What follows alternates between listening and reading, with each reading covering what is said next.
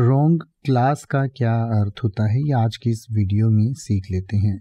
रोंग का मतलब गलत होता है और क्लास का कई तरीके से इस्तेमाल कर सकते हैं हम। एक तो कोई कक्षा होती है, यानी कि जैसे आप 5वीं कक्षा में पढ़ते हैं, 6ठी कक्षा में पढ़ते हैं, तो इस कक्षा को हम क्लास कहते हैं। इसके अलावा वर्ग को भी क्लास कहा जाता है। वर्ग का मतलब है कि आप किस कैटेगरी में हैं, उस कैटेगरी को भी आप क्लास कह सकते हैं। यानी कि मान लीजिए हम अलग अलग चीज़ों को अलग अलग कैटेगरीज में रखते हैं, जैसे धातु और अधातु होती हैं, यानी कि मेटल्स और नॉन मेटल्स होती हैं, तो ये अलग अलग एक कैटेगरी है। फिर एसिड्स को भी अलग अलग कैटेगरी में रखा जाता है। इसी तरीके से फलों को अलग अलग कैटेगरी में रखा जाता है, अलग अलग क्लास में रखा जाता है, अलग अलग वर्गों में रखा जाता है, तो उसको भी हम क्लास कहते हैं। इसके अलावा एक क्लास जो है वो श्रेणी के लिए या दर्जे के लिए भी इस्तेमाल किया जाता है।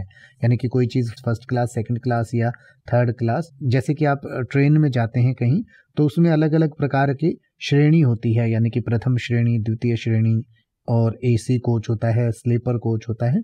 तो इस तरीके का जो वर्ग होता है उसको भी क्लास कहते हैं। तो जब आप किसी चीज़ का गलत जो है वर्ग, श्रेणी या गलत आप कक्षा बताते हैं या चूज करते हैं, तो उसको आप रोंग क्लास कह सकते हैं।